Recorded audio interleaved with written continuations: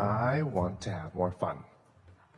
I want to play more. I want to be more free with my play. And one of the things that I've noticed that I have a little bit of a negative vibration with is money. And I want to clean that up a little bit. Well, you can't get there from there, because what you just said is, I want to get on the path for fun, but before I get there, I want to get on a well-defined path that isn't fun for me. And I'll clean up that well-defined path that isn't fun for me on my way to fun. And we say, why not just go directly to fun? Why do you have to justify your fun through a path that you've already acknowledged you've sort of clogged up a little bit? Mm-hmm. So the fastest way, so if you've ever had fun, have you? Yes. So think about something that is fun. We're hitting this a little more head on than maybe is the easy way to go about it, but you're up for it. You're all up for it. So what is fun? Just be real soft and easy and precise about fun moments. Don't get carried away on what led up to it or how many things were involved in it. Just what makes up a fun moment for you? This is a fun moment for me. This is a fun moment. Being here is a fun moment for me. Being with all the people here is fun. So it's fun. So we get that. Mm-hmm. We understand that. So now let's milk that a little bit. What's fun? What is fun about this? What's fun about this? I'm enjoying the connection that I feel to myself and to the people that are here. Well, certainly that's necessary for fun, but that feels more like pleasure or enjoyment. Fun feels a little more pointed, isn't it, sometimes? And fun doesn't need to be funny, but fun certainly does imply lightheartedness. Yes. It implies nothing serious going on, in the sense that we're not trying to fix anything that's broken. And so play around with that feeling of fun just a little bit. Esther wrote pages and pages of the word fun a few months ago in her books. Fun, fun, fun, and tried to define as best she could. And it took a little bit of doing to identify what's fun. When Esther thinks about fun, she thinks about laughing. She thinks about other people being there. She thinks about more than just her having fun. For some reason, fun feels like something that is delightfully shared. So it's laughing with someone who laughs easily. It's surprises along the way. It's fun. The most fun thing of all is universal co-creation. In other words, to have established something and then the universe saying, how about this? That's fun. The universe's never-ending ability to put things in the mix. That's really fun. It's not just fun, it's clarifying, and it's not just clarifying. It really pronounces your sense of worthiness. So we might be saying that clarity is fun and worthiness is fun, but that's kind of stretching it in the boundaries a little bit. But you see what we're getting at. You want to sort of massage it into fun. Fun. The other day we were visiting with a really wonderful young man who has been talking to us for some time about relationship issues. And we make a little progress and then we lose a little progress, and we make a little progress and lose a little progress. And each time he comes, he's all full of his desire and easy for us to find because of his vibrational proximity. And so he quite often has a conversation with Abraham about this subject. It's sort of like an ongoing saga. So on this particular day, we have one intention and one intention only, and that is to just soothe and make lighthearted about this. Fun. So we started to explain that to him, and he stopped us because we weren't getting right to the heart of the issue like he wanted us to. And he said, these were his words, I know all of that. I've been there. I've done that many, many, many, many, many, many times. I want to talk with you, Abraham, about this. He didn't quite say it that way, but that's what he meant. And we said, it's like going to get a massage and saying to the person as they begin rubbing your neck in some unbelievably delicious way, oh, wait, you've done that before. You don't have to do that again. Oh, that feels so good on my feet. But stop. I've had that pleasure too. Stop. Because the whole point of your moments, the whole point of a fun moment is to have fun, not to make fun for later, not to prepare yourself for fun. It's not doing an exercise that assures fun. That messes the energy of it all up. It's just what's fun right now. What's fun right now? And sometimes there's not enough momentum for fun right now. Fun has a little momentum going to it, doesn't it? Yeah. Doesn't fun have momentum going? Isn't it? What's more fun than getting on the wavelength with another person? Ooh. And then together discovering some really fun thing to think about or do or say that you've not done before. So adventure's mixed in with fun. Fun's a sort of loaded word, isn't it? Mm-hmm. So that's the way we would approach it.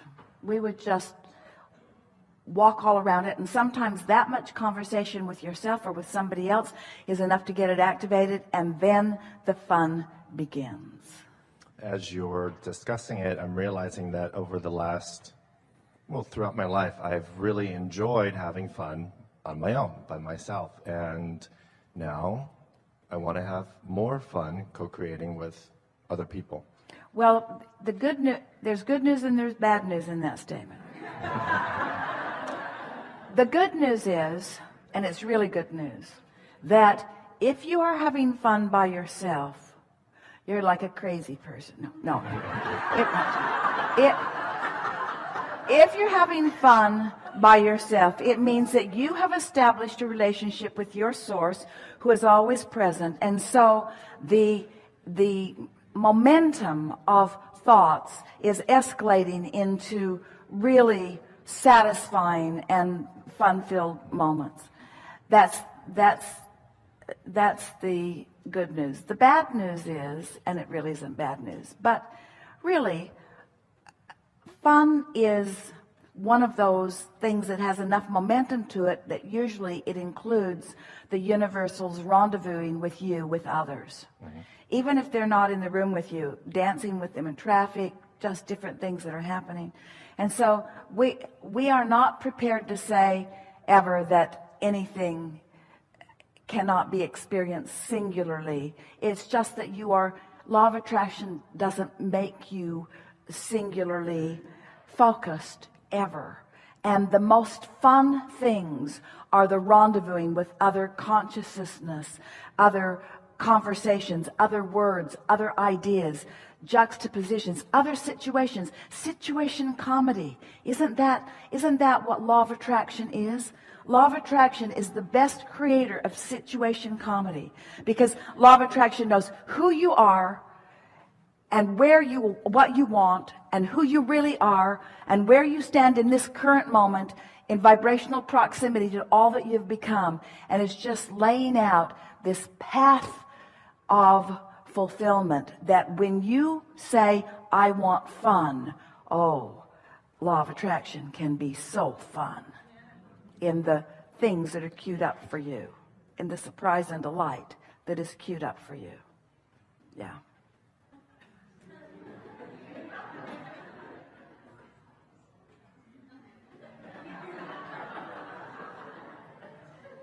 See how they're finding fun? Mm-hmm.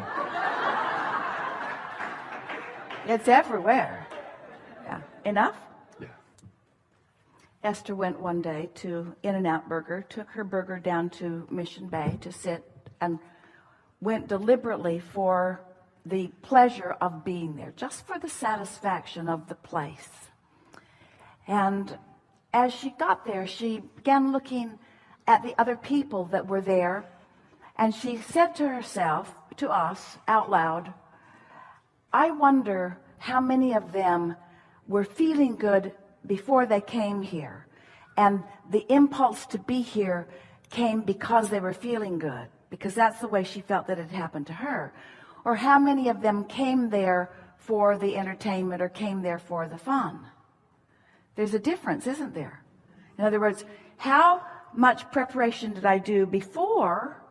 And so this activity that I'm involved in is the inspiration from that fun place. Or did they come for the fun? And so she sat and she tried to see if they were having as much fun as she was, which is not an easy thing to discern, because when you're having fun, you sort of see fun where it is. But it was a very interesting first-time thought for her.